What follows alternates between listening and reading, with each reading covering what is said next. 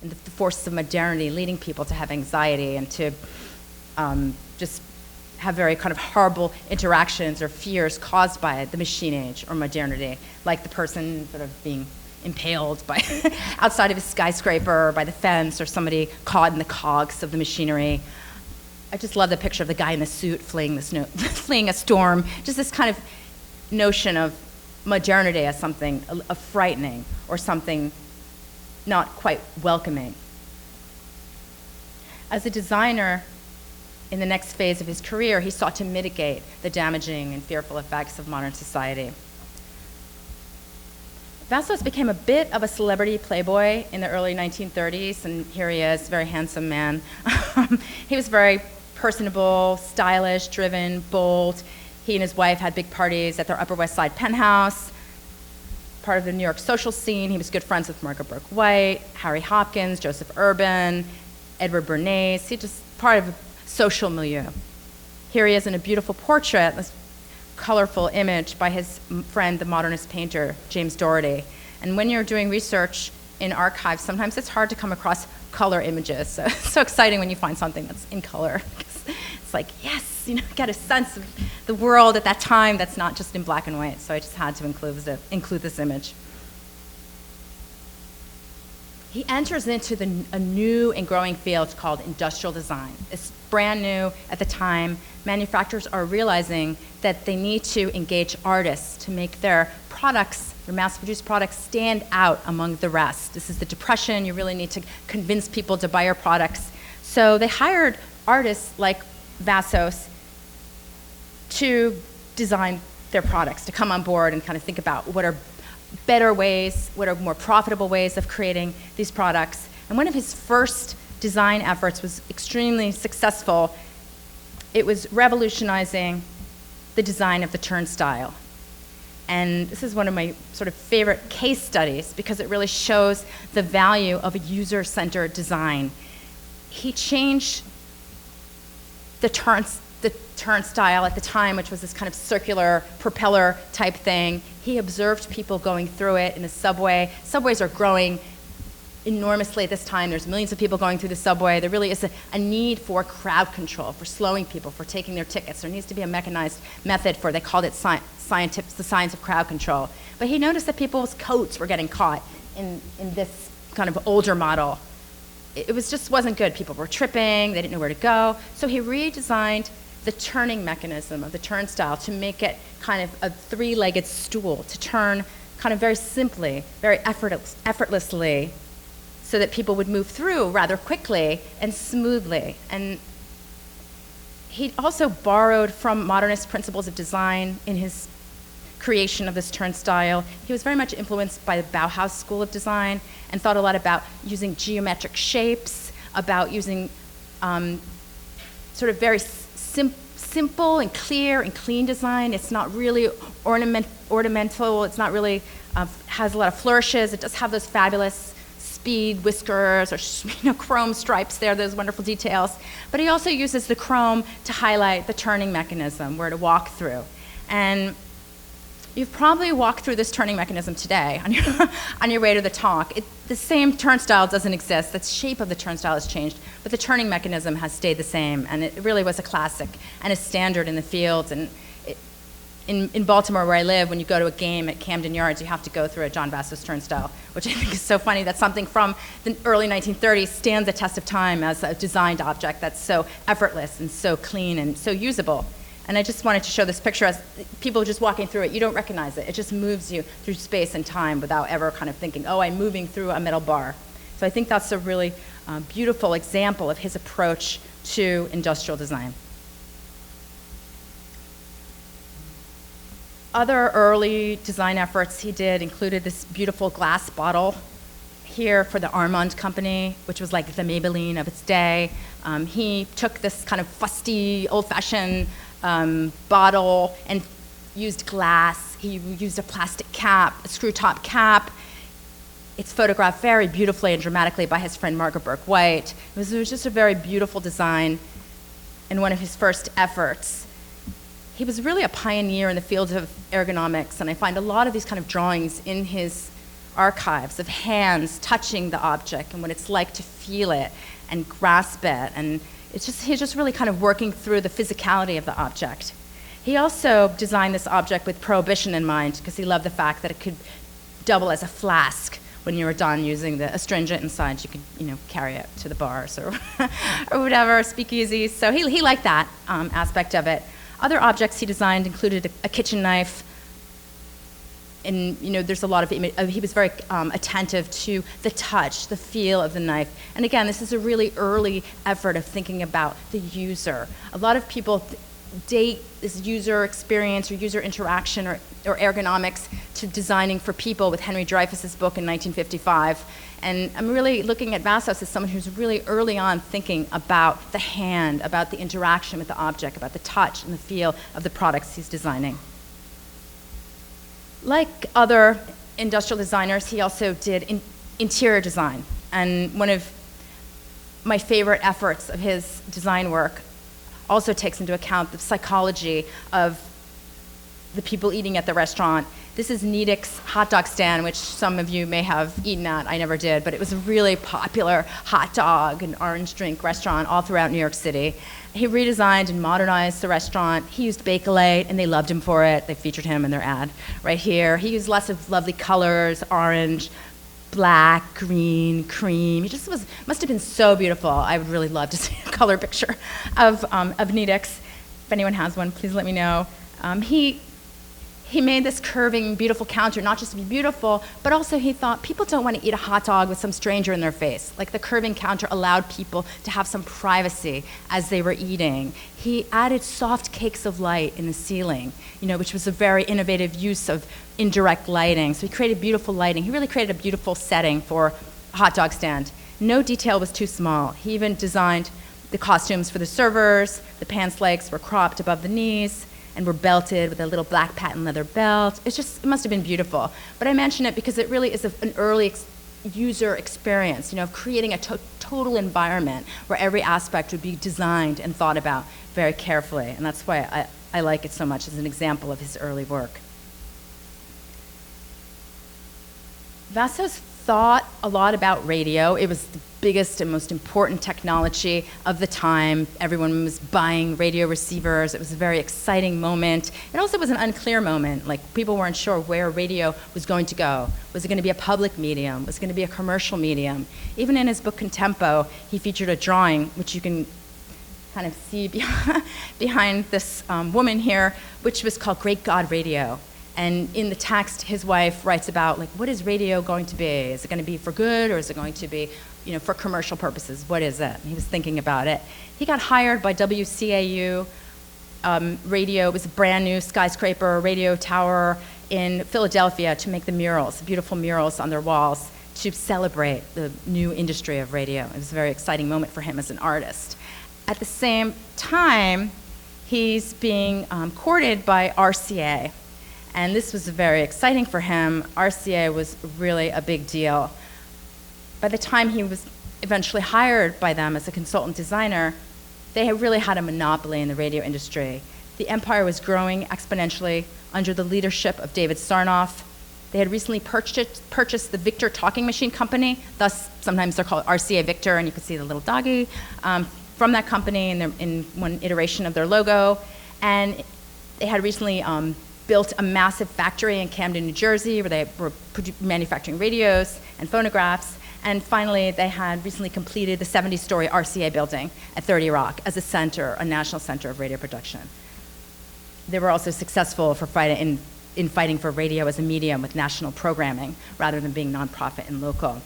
The company's revenue grew massively. In 1919, they had $2 million a year, up to $182 million from radio production, licensing, manufacturing. They view their NBC broadcasting business as a way to sell radios. That's how important they saw the radio manufacturing and production. However, they were fifth in sales, and this really angered Sarnoff. He said, we really need to hire someone to help us sell more radios. So they hired John Vassos, and what better person? And they welcomed him to the company in his February 1934 issue of Broadcast News, which is the RCA in-house organ. And if you are doing research in archives, it's always really great to find the in-house organ, because you find like the behind-the-scenes company history, and it was just so wonderful to find these magazines. And they welcome him there and surround him by all these disparate things he's designed in the past 10 years. And I just love it. It's like, okay, now he's going to be the one to save us. And he's going to take us into the modern age of radio production or phonograph production. And he had developed some ideas of what a radio should look like. He had done some seminars and programs where industrial designers, these early first industrial designers, would get together and talk about what radio should look like. He said, it's clear that form must follow function, and here he is very much adhering to the modernist principles that he really felt so strongly should dictate what a radio should look like. He said radio eventually must derive its design and form from its function, which is sound, and that really creates kind of the motif for how he goes forward in designing products for RCA over the next 4 decades. When he had arrived at the company, this is sort of like an overview of what radios look like. This one is in 1924. Radio is large, it's unwieldy. Often it was something that amateurs would be tinkering with, like in their garages. They spilled battery acid. It wasn't something you really wanted in your house. So as radio technology evolved and you were able to plug the radios in, if you had electricity or the radio tube was developed, the radio became domesticated and something that people would have in their house. And that's probably, when you think about radio, you're thinking about the 1930s and people sitting around the radio, maybe listening to FDR and fireside chats. So this is sort of as the shape of the radio is evolving, and that what really interested me the most, was the design and shape of the radio. And how do you come up for a form and a shape for a technology which has no prior form? Like it's not a telephone. It's not, and the telephone, I guess, would be the closest example to something in your house, which is bringing wires and broadcasting and voices into your home. But the radio was something so very different. It was bringing the public into a private space of the home. People were freaked out by radio. They thought there were ghosts on the radio. It was such a new technology at the time. And I don't think we ever really think about that when we think about like the design or what happened when the radio entered the home. So stylistically, the major stylistic influence was the kind of Victorian era. And the radio in the center here it's called a cathedral type radio, and it has the kind of cathedral arches. It's wooden, it's very ornate. Even the speaker grill, and the fabric on the speaker grill looks a bit like stained glass. Like it's so ornate, so Victorian, it's like lace. So this is kind of what the first iterations of the home radios look like. And this really angered Vassos. He said, you don't make the radio into something else. The exterior should be true to the machine. You don't reproduce a Gothic cathedral. You don't do cartoonish streamlining. You do something else. And I just wanted to show you the console radio. Also, I'm not talking as much about those as I am about the tabletop radios, but the consoles look like armoires with the Victorian spindly legs, just not something very modern. But I love this ad in particular because the graphics on the left look really modernistic, and then you have this very kind of old-fashioned looking armoire type thing, and that's the radio. So Vassos was like, no, that is not what radio should look like. So one of his earliest radios for the company reflected his goal to make it appropriate for the medium, and it really doesn't look like any other radio you've probably ever seen in your life. He really went to the Bauhaus for inspiration. He thought about the geometric shape. He thought about the use of tubular steel legs to prop up the radio. He's referring here to Marcel Breuer's 1926 Wassily chair and the Bauhaus aesthetic, kind of just very beautifully using new materials. He said that this is really what a radio should look like. I love how he uses the chrome detailing to highlight the salient parts of the radio, the tuning mechanisms, the area where the dial is, and also the speaker, which again is the most important part of the radio. This was a bit too radical, probably why you never saw a radio that looked like this before. I do think it was a bit ahead of its time because when we think about what stereo systems look like, they look stealth, they look black, they look militaristic, they look hidden. But he was ahead of his time, so he had to kind of go back to the drawing board, as it were. There was really no consensus of what radio should look like, and it was just sort of all over the map, and different designers took a stab at it and said, what should the radio look like? And so there's Raymond Loewy's 1933 Globe radio, where he's envisioning the radio in terms of place, which is not a bad metaphor. You're searching the world for a signal, you're trying to find, the radio waves and the program. That didn't take hold. Walter Dormantique's 1935 nocturne radio for Spartan was blue mirrored glass, very beautiful. A lot of design museums have this radio. It looked more like a vanity mirror, though. It was not something that, again, stood the test of time of what a radio would look like in the end. It's also hard to find the dial, I think. How would you tune this radio? Finally, Norman Bell Getty's 1940 Patriot radio is maybe one of the best known radio designs of the era. It's often featured in museum exhibits or in postage stamps. I think it's considered important because people aren't really thinking broadly about the history of radio design at the time, and also because it's quirky and cute and looks patriotic, but I don't think it's really true to what the design of the machine is and what the thinking is in terms of what a radio should look like. It's cute. I argue that Vassos's philosophy of modern design and radio really takes hold at RCA, and he really shapes the look of the company, and particularly the radio receivers in the 1930s onward. So he's able to create radios which are very popular and which I think are successful because they really guide the user. And the little Nipper radio is one of my favorite examples because of the color red. Again, like the RCA Victor Special, he's using the red to alert you to the salient, most important bits of the radio, as well as the logo, the RCA Victor logo. A very popular radio which he did was the 15X radio in the middle. And this radio was significant because it featured exceptional readability. And this is something Vassos really emphasized at the company. You really need to be able to see the dial. You need to be able to tune the radio.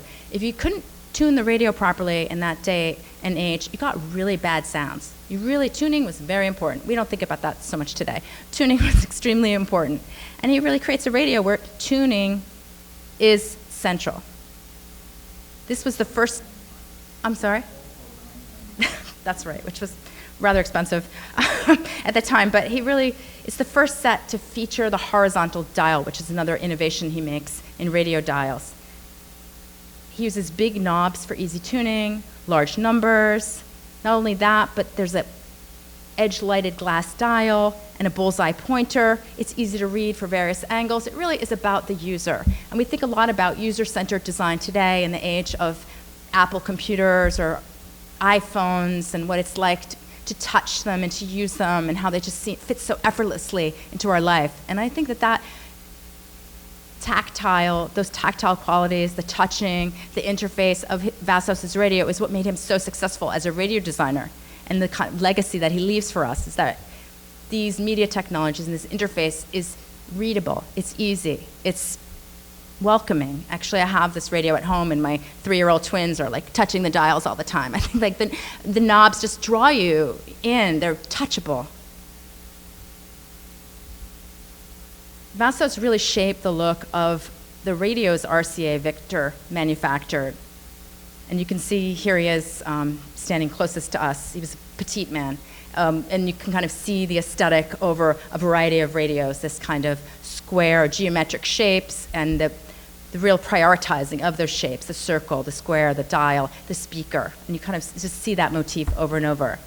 Not only did Vassos design the radios, he was head of the styling department at RCA. And when he got there, the first thing he did is that we have to make radio modern. So he really took hold of the styling department. He also took hold of the marketing department. And he created the major RCA campaign in the 1930s, which was the Magic Brain campaign, kind of insinuating that you push a button and the machine does the rest. And this notion that these are easy to use, that there's a kind of facilitating of this, kind of mitigating the fear of these radios and just kind of makes it human. I kind of intimated to this a few minutes ago, but he made substantial changes in the tuning mechanisms, which last with us today. A major innovation was changing the radio dial from a round airplane dial, they called it the zenith dial, we were finding the station going around in a circle, to a horizontal tuning method or slide rule dial in which you read from left to right. So it's more about it's about reading, it's about making it literal. It's sort of like a visual vernacular that people were familiar with. And this is sort of how we would read a radio today. I love this drawing from his archive because it shows how he's really kind of thinking and working out the fingers touching the knob and the fingers touching the push button dialing mechanism, the eye that's interacting with the tuning mechanisms. And I think all this is very important when you're thinking about radio history and radio design. And that's why I argue that he really is an early thinker in the field of user experience. He's really thinking about the body and the person who's interacting with the radios he's designing. Not only did he lead and create the styling department and do the marketing, he also designed the transmitter buildings for RCA in this streamlined modernist style. And this architectural qualities were also reflected in some of his radios. And this is kind of my personal favorite. It's on the cover of my book, but I just love the curved speaker grille and then how he elegantly adds the tuning mechanisms to the top, and there's push button, and there's also dial. I just think it's a very elegant and spare use of details and would be very accessible and just a very beautiful radio to have.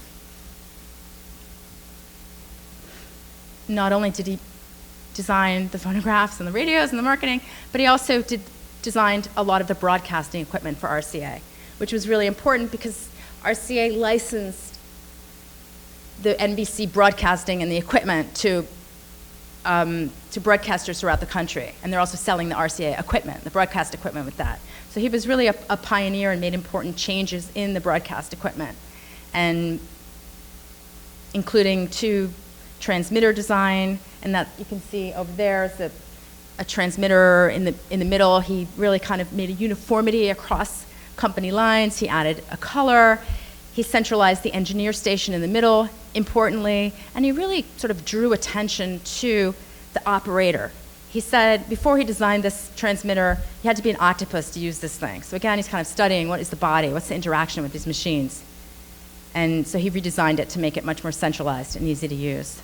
I particularly love this piece here because it not only is referring to his transmitter for RCA, but also at the time he was designing accordions for the Hohner company and also his radio design. So he's really kind of drawing attention to the continuity across his design and style across these different fields. And I would argue it has to do with tactility. You know, you're playing an accordion, you're playing a piano, you're touching it, and I think that's what he's drawing attention to. And he's certainly in his article he wrote for Broadcast News about knobs, he's saying knobs are important, don't forget about the knob. And poor John, you could just imagine all the engineers and people kind of go, oh, John, you know, you and your knobs, but he's sort of writing that knobs are significant. You need to pay attention to them. You need to really design them with care. And that RCA actually became known for its knobs, and not only in its radios, but also in its military equipment. And one of his major innovations in terms of knobs was to create a pointed knob that if you were in a submarine or you're at night using radar marine equipment, you could feel it in the dark.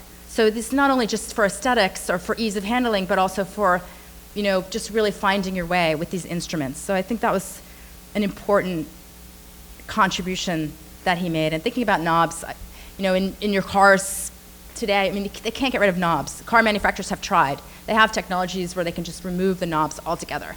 You could just use, you know, Wi-Fi in your car, but people rebelled. They said we need the knobs. We need to really have these tactile interface of how we control our machines and our media technologies. RCA tapped Vassos to design the shape of its newest technology in 1939, which was television. And this was a big deal. They had spent millions and millions of dollars to be the first to bring television to the market. They released their televisions at the 1939 World's Fair with FDR opening the fair at the RCA pavilion, which looked like a radio tube. It's televised for the first time. This marks the beginning of regularly scheduled broadcast television. They put these TVs on display. This was just the most spectacular television ever. This is the Phantom, made of lucite. You could see inside of it. And I argue because people didn't believe it could be real. They'd be like, what's inside? And so they made it clear to kind of mitigate people's fears that this was magic or something, just a trick. It's real. So this television was a one-off, but it was very exciting for him to be able to take a stab at television and think about what should it look like. He worked closely with Vladimir Zorkin, who's often known as the father of television, and came up with something that was manufactured.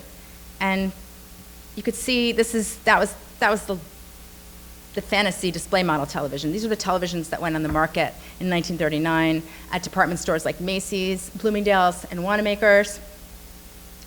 All 4 models, which you can see in that image there, were designed by Vassos.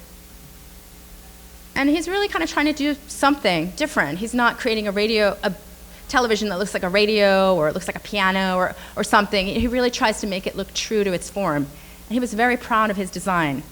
He noted his receiver had no extraneous decoration whatsoever. Even the louvers at the bottom, the horizontal markers, were for a purpose, to let the extreme heat escape. RCA was not clear. They didn't know how to market their new technology. They featured people wearing tuxedos watching TV, which is kind of funny. Today, we don't wear tuxedos to watch TV. It was very exciting. And it didn't really take hold. This didn't become the form of television, but given the technological limitations, this is what he had to work with. FDR got as a gift one of these televisions, and if you go to Hyde Park and visit the Snuggery, it's still there. He got that at the World's Fair. Vassos had a clear idea of how television would be integrated into the living room, not as something giant and bulky and strange, but rather as something more familiar. Across from the RCA pavilion was a pavilion called American at Home exhibit, where they invited top designers at the time to kind of think about the home of the future. So Vassos created this music corner or living room of the future, and I really kind of am proud to say I'm one of the first scholars to really look at these materials. This comes from the New York Public Library collection on the New York World's Fair, and it was just so exciting to kind of look at the discussion about what would the living room of the future look like, what would the modern home look like? And it was very forward-thinking of him to include the television in the home of the future. People really weren't thinking about it as something that would be integrated. It was so weird and so new. And he kind of made it into like a cozy nook. He made it modular. He's a modern designer. He's thinking about modularity. He's thinking about built-ins. He makes the TV small. It's not like giant. It fits in. He has a phonograph. He even designs the chrome lights and lamps in the room to make them appropriate for television viewing. He's got like hundreds of phonographs in there. He's got books. He's got cocktail shakers, the whole like cocktail set. So I think he's really much more thinking about how the television's going to fit in to the home in that way, and that sort of where it went, and that we had cozy corners and nooks where we had our media equipment. During World War II, Vassos enters the war as a specialist in camouflage. He ended up serving in the Middle East theater for the OSS, which was the forerunner of the CIA. Excuse me. He comes out at the rank of colonel, and at this time, he and his wife, Ruth, are living in Silvermine section of Norwalk, Connecticut, and he also has a New York City office. So he comes back from the war. It's very exciting. It's whole post-war prosperity, this period of design. And RCA taps him once again to design the technology for their newest technology, which is, the 45 RPM record. So it's a very exciting moment for them. They're coming out with this new record speed. They're in a battle with CBS. It's just very, very heated. So they come out in 1949 with this Vassos designed phonograph, which I think is very beautiful in kind of Vassosian, just made up a word, in the Vassos kind of way. He's got the gold tone arm. He's got the gold detailing to draw you to the bits of the radio. The place where the records stack is an important part because you can stack like 10 records and have like an hour of uninterrupted listening pleasure. He also kindly thinks about creating colors for these 45 records, so you don't just pull the wrong record. So like yellow is for children's records and red is for classical. So he's kind of thinking again about the user and about what they might want. And I just think this phonograph is so beautiful. It's not in any museum anywhere. No one's ever thought about it. You can kind of buy it for a song on eBay. It's just really not considered an important element in American design history, but yet I think it's so beautiful. It plugged into the radio. It also had its own amplifier, but you could plug it into the radio or your TV if you had bought one. So it's just really kind of like one of these very elegant designs. He also redesigned the television camera for RCA, which is really important. So it's sort of he's in the front end, he's designing the televisions, he's designing the television camera. His television camera, which came out in 1946 and was really used throughout the golden age of television. And people liked it because it improved the ease of operation. It made this huge, hulking, heavy, long camera more compact, more accessible. Even CBS, which was NBC's major competitor, had to use them because these were the main television cameras. You could see it here in 1964. He also was tapped to design the interface components for the RCA's 501 computer. And he sort of takes this huge, complex computer, just so many pieces and parts, and really tries to make it, again, usable for the operator. He uses color coding. He just really tries to make it something that is readable and usable. He did other things in the post-war period. He designed a jukebox. He was tapped to design US government pavilions for World Trade Fairs. He was also hired by the United Artists Company to redesign their movie theaters, to modernize them in Los Angeles and also in New York, which is kind of ironic because it was television that was putting the movie industry out of business, but then he's designing pieces for both industries. He was doing a lot at the time. He also was a leader in his profession. He was the founder and first president of the American Design Institute in 1938, and also designed their logo, which I personally love, because it just has that hand, that kind of interaction of the body, the hand, the designer. In 1944, he was one of the fathers of industrial design education, along with Alexander Costello and other members of ADI, like Laszlo Moholy-Nagy. They developed a prototype of a design curriculum, which was universally adopted and really grounded in the Bauhaus school principles of design. So this really is one of his legacies in terms of industrial design education. He participated in events representing the field, like a 1956 talk at MoMA about what should be considered excellence in design. He really was out there and really a prominent designer at the time.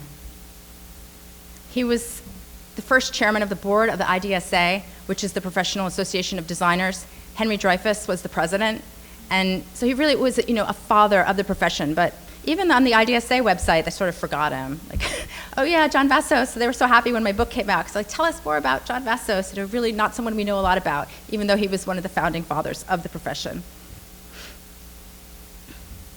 He's still at RCA in the 70s, pitching ideas. He wants to do an Art Deco line. He wants to do Bauhaus-inspired televisions.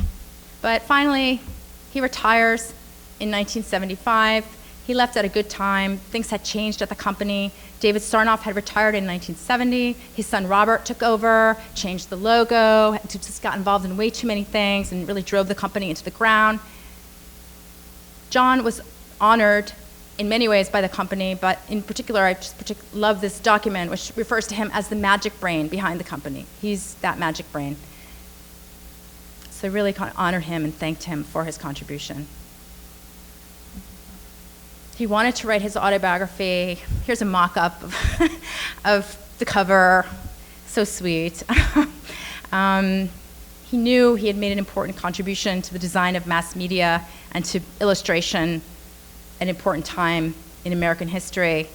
Dover published a book of his illustrations in 1976, which was the book I had seen when I was at the Cooper Hewitt, but really there was very little else, maybe a few exhibits here and there.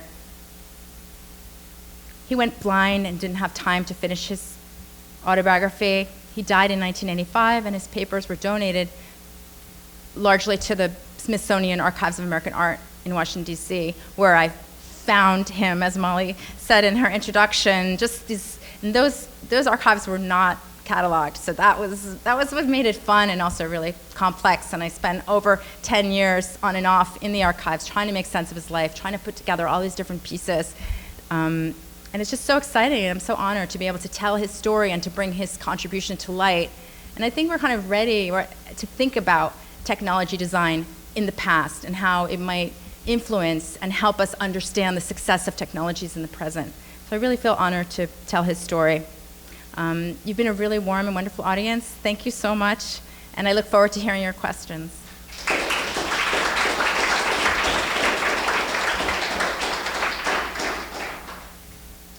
Yeah, it's so curious that Vassos is not better known, especially when you think of his contemporaries like Dreyfus, whom you mentioned, and Raymond Loewy, who was a notorious self-promoter. But what's your theory behind that? Do you think it has something to do with him being in-house at RCA versus having his own studio, or was it because of a personality that did not lend itself to self-promotion? Why do you think he's not so well known? That's such a good question. I mean, I think a lot of it is that he didn't have an agency. He didn't have hundreds of designers working on his behalf, producing products. So he stayed small. He was really a solo practitioner. So that is one of the main reasons that he's not known. I also think it's because of the field that he worked in, because he worked so heavily in media technology design, in radio design, in television design, which was not really taken seriously. This design of everyday objects or design of media is sort of, our interest in it is largely contemporary, something new. And this is what he talked about when he was at MoMA in this discussion. There was an exhibit where they had chosen the best design objects, and he was kind of annoyed. He's like, why are there so many chairs? Where's the typewriter? Where's the razor? Where are the radios? Where are the objects of everyday life? And I think that was another reason why he kind of got left out. Because, other designers worked in radio design here and there, like Henry Dreyfus or some of the other folks I talked about, but not in a really sustained way. So I think that it's just like the projects he worked on weren't really taken so seriously.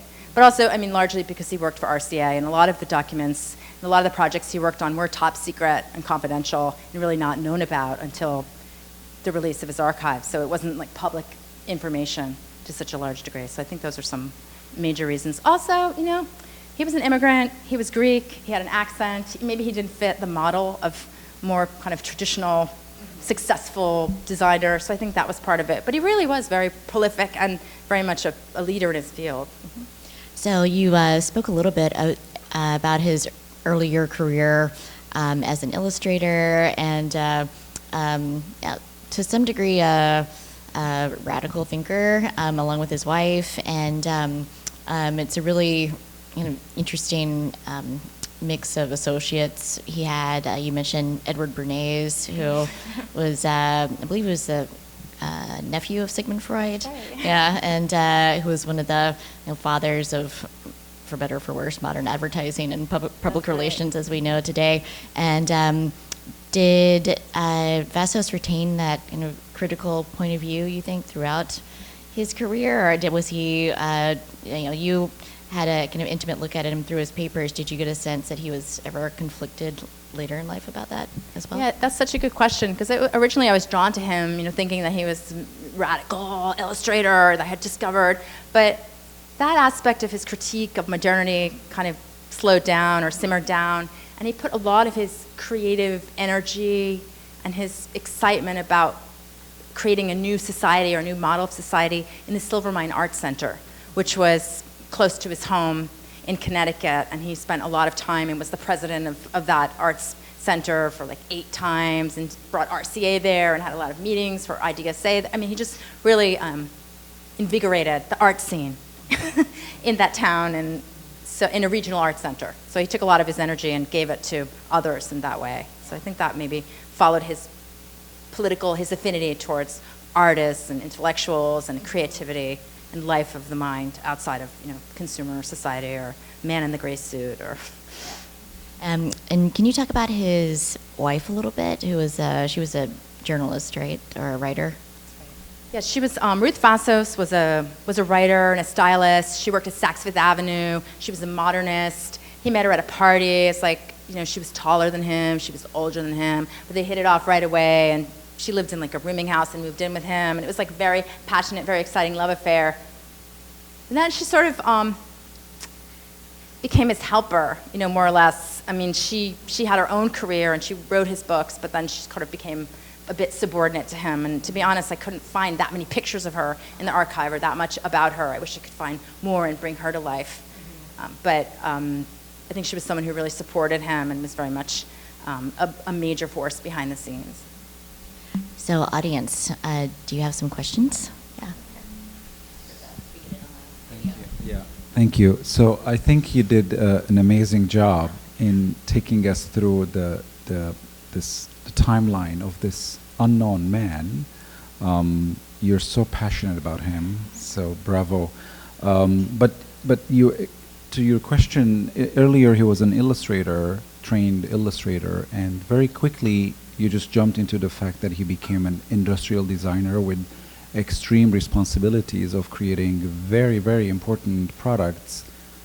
How did that happen for anyone today who's trying to make career change or jump from this expectation of us being a multidisciplinary or jumping in careers? I mean, I think it has to do with the fact that it was the origin of the industrial design profession. So there was really no firm criteria of what could make you a good designer. So people like Norman Bell Geddes came from advertising illustration, or people came from other fields. It really was like a coming together of people with different talents.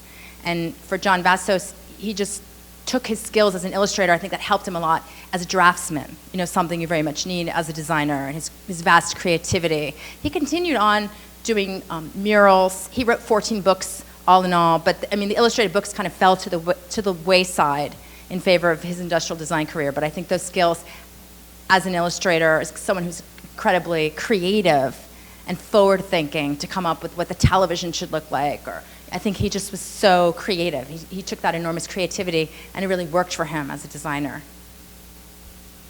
And you noted his real feeling for color and materials, and that comes from him being an artist. My perspective is I was a young electrical engineer working for ABC and CBS, and went through that in designing broadcast facilities. So, I heard the politics of it all, but also as, an electronic enthusiast, as a young person, and then watching that evolution, and also an interest in industrial design. Quite frankly, critically, and again, as an engineer and a fan of industrial design, I never felt that RCA's designs in particular were evocative. They were always from a perspective of the manufacturer. And that always, from my perspective, lent itself evolutionary-wise to even the end when they split to RCA Thompson, when Sarnoff Jr. Robert Sarnoff sold the company to them. I don't know if you got into the rivalry of Paley and Sarnoff and how that might have influenced some of the design, notably from the Stanford laboratory, and when they were in competition with the wheel, and of course the influence that Frank Stanton had to Paley, because there was a difference in the elegance between CBS and RCA, particularly in the facilities themselves. Also, I don't know if you purposely omitted the fact about the influence of Henry Dreyfuss, and in particular Bell Laboratories, where most of ergonomics were really born in the study of consoles and handsets and the like. Because when you look at RCA, it was always functional. It was never beautiful. And I take to the last image of the cameras, where they even evolved that to the TK-44s and the 47s, and you compare that to the designs that were coming out of the Netherlands, in particular Philips. And I don't know if you contrasted an RCA design later on, which again was just above his era, where the PC-70s and the elegance of that camera from an industrial design perspective to the very functional RCA cameras. My book is not comparative. I'm not looking at the different broadcasting companies and how they approach industrial design. I mean, Dennis Jordan has written about William Lescaz at CBS and his influence there. I'm focusing on Vassos at RCA really to begin to tell the story of the look of that company. No one has really looked at it or examined it before in any sustained way. So that's really what I was trying to do, and try to identify Vassos' influence in their design strategy and in a kind of cohesive look across the company. I'm not making a grand argument that they had the most beautiful equipment ever. I'm merely trying to look at how Vassos influenced the shape. I mean, he couldn't influence everything. He only had a finite amount of control over what happened. He has to work with engineers. It had to be approved by David Sarnoff. David Sarnoff's tastes were quite traditional. He really was somebody who had much more of an affinity towards the Victorian era. So I felt like Vassos brought them into the modern age. He said, radio's modern, we have to become modern. He really taught them that, and that's what I thought his contribution was. As far as the ergonomics, he's looking very early in a nascent way at the body. I think it's intuitive. He's not looking at ergonomic studies, he's not running studies himself, but he's really kind of intuitively thinking about the body and its interaction with the machines he's designing. So kind of like the nascent study of human-computer interaction. He's working through it, but not through elaborate research or studies. So that was really what I was identifying and trying to connect to his research and sensitivity about human psychology. So it's really kind of looking around at the places where I felt like he had influence in this major media company of the 20th century. But I look forward to talking to you more.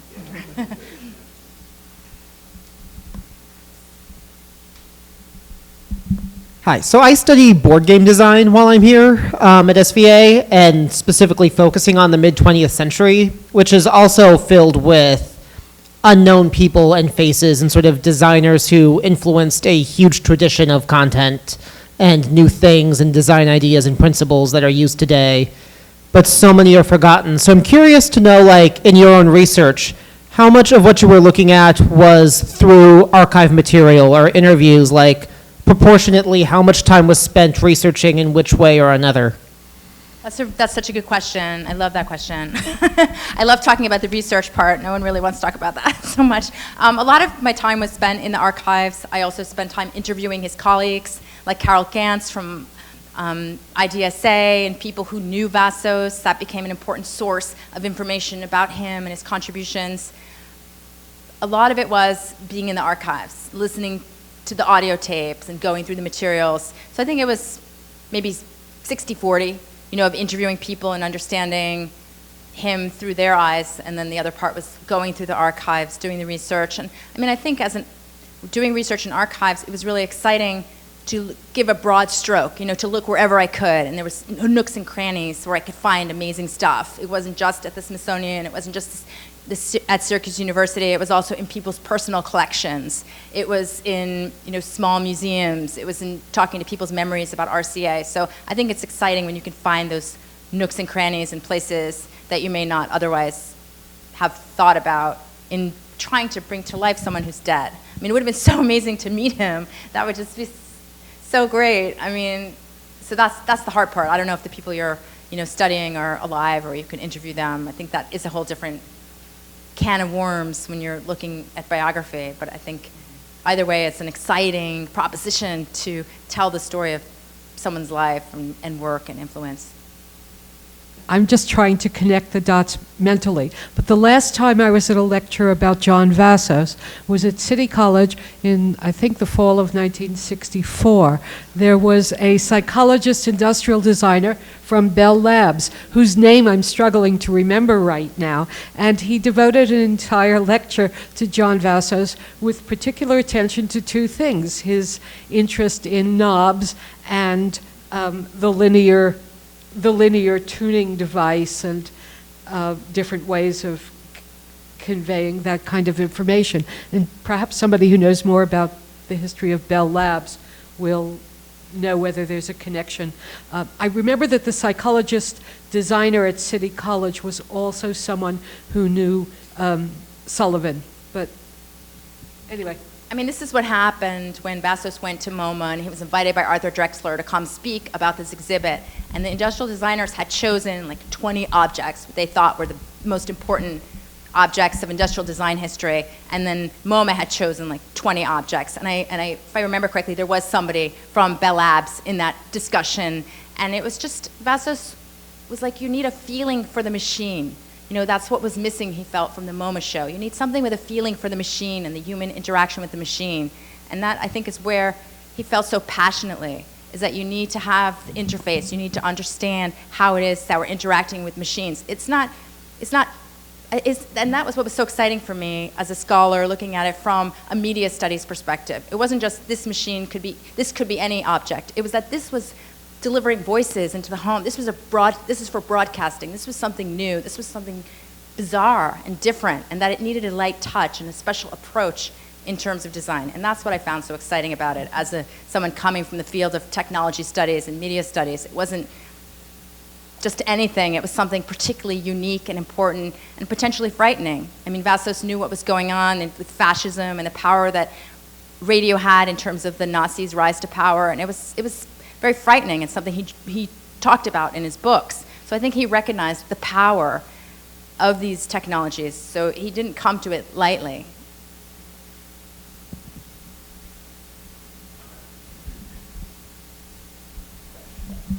I think my question is, it's not really a question, it's more of a discussion, is like, why do you think it's so important that we remember this designer guy? You know, why is the study of some design personality more important than understanding what they did?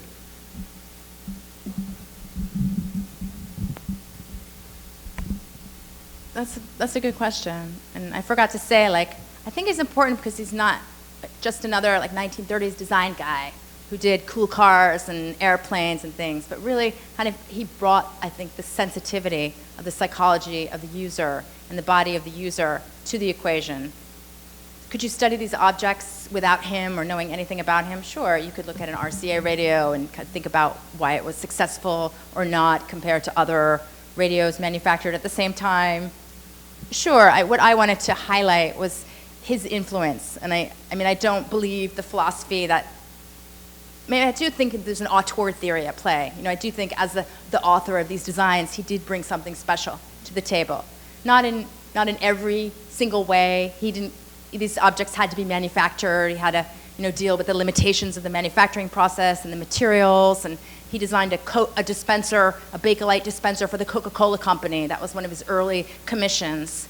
And it didn't work because, like, the Bakelite melted and the color wasn't right. And so, I mean, there's limitations to what a designer can do. But I think, I don't know, I just thought he made such an important contribution to these technologies that I really wanted to highlight them. Plus, they're really sort of like ignored, you know, to think of a 1949 phonograph, that is a beautiful design object, but just never, I feel like there's not enough attention paid to these media technologies. And there is today, we think about the iPhone all the time and about the haptic and about the technology and the interface, so it's a very modern or contemporary thing to think about, but we don't think about it from the past. So I thought it could enlighten us and I think about what was successful, and I thought he had a good handle on that. But as you were saying also, it's indicative of a company's position on design, and often that does happen at a personal level. You know, they tapped, you know, a person, John Vassos, because they thought he was someone who had a vision, the way, you know, Apple tapped Johnny Ive to come work with them and create a family of products. So I think it's interesting to look at it from the company and that company history side of the equation too, as you did. Yeah. Also, to respond to the question about, you know, looking at the man rather than just looking at the objects, your early discussion about his design books in the 30s, you know, Phobia, shows he was really interested in, like you said, our place in technology and problems that can arise from that, and feeling a sense of anxiety in the modern world. It reminds me a little bit of, you know, Lewis Mumford's discussion of skyscrapers and our place, you know, in the city. And the fact that this person who has serious qualms about corporate modern technology and the place of the individual in it becomes a designer, and we can see reflections of that in his work, I think makes it also interesting to look at his history as a person, not just as a designer. I own the RCA 45 RPM record changer that you showed, and I'm also the original owner. And so I remember buying it. I live in Tulsa, Oklahoma. I bought it at a store for $12.95. And I remember it came with some 45s. I knew there were some color albums, but I really didn't know, the purpose of it. I knew that the classical was red, but I thought there were some blue ones and there was green, and I just didn't know what the difference was. I bought the changer alone versus the one with the amplifier and speaker in it, because I thought it was more attractive from a design standpoint. It was smaller, it was more compact.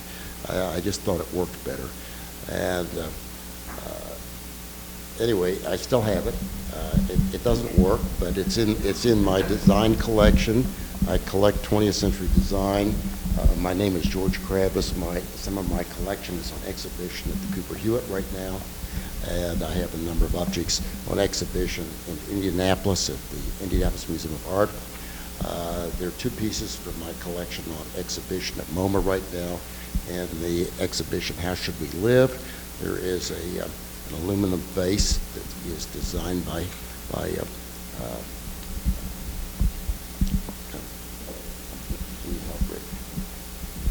Russell Wright. Brain freeze, I'm sorry.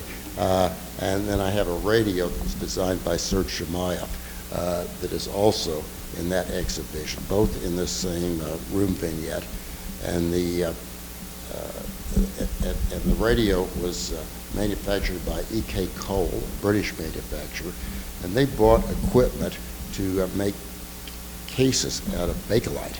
And they were the first ones who could make large cabinets out of Bakelite. And they made, so the first one was black, the 8065, they made a number of round radios. The 8065, which is at MoMA, and then they made a black one. Apparently it didn't sell so well. This is a British company.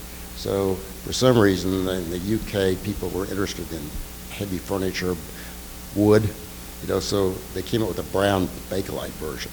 And I'm sure that sold better than the black did at the time. And then they made a very small number in a green plastic of some sort. It's not Bakelite. I'm not sure exactly what the material is. This is 1933, 1934 when it was made. And you will see that radio at the Cooper Hewitt next year when they do their machine age exhibition. And there's only 4 known to exist of that radio in that color. And so you'll see it at the Cooper Hewitt. I mean, in the United States, kind of thinking about the differences, the United States made very colorful radios, like the John Vassos little nipper radio I showed, which was in white and also came in green and other colors. There was a real desire for beautiful colors, and they had the technology to be able to make these Bakelite radios in very lush and gorgeous colors. And they kind of argued that that also continues this method of domesticating the machine, making it look user-friendly or pretty or not just fitting into your decor, but also something that is very accessible.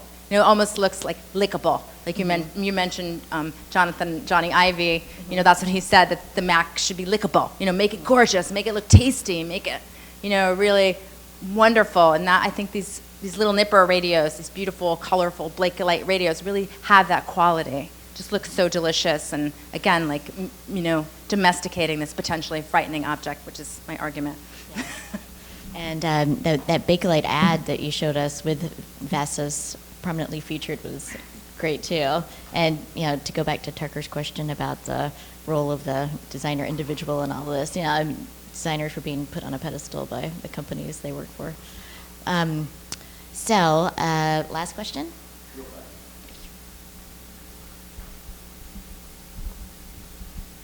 So, I work for George, and we've been talking to some people at universities who are very interested in how design from the past affects people now and in the future, and that medical schools want their, we're interested in childhood education, and we're now interested in because the universities are interested in how really studying objects from the past can help nurses and nurse practitioners and physician assistants and doctors work with people to be better, better doctors. But when I say doctors, I mean everyone across the board, whether it's looking at their skin, at their eyes, basically by people who are not in the design profession and have no training, to be taught ways of looking at objects from our past, from all designers, that they can heal people or they can serve them better.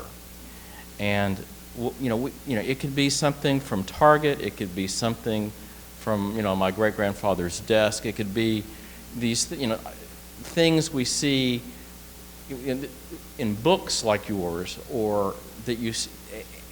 We don't know where this is going, and it's not just in our neck of the woods. And I think that we'll all hear and be involved with this a lot more. I love thinking about that when old technologies were new.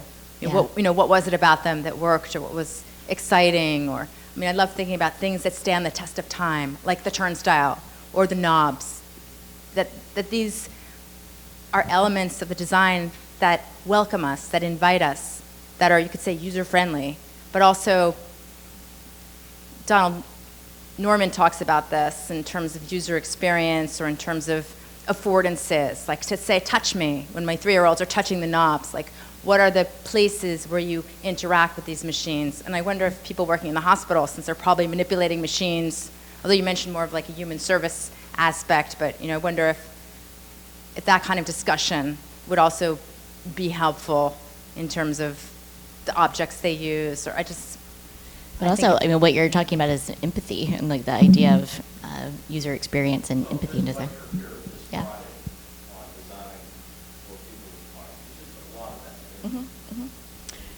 So I think there'll be a lot to talk about over drinks.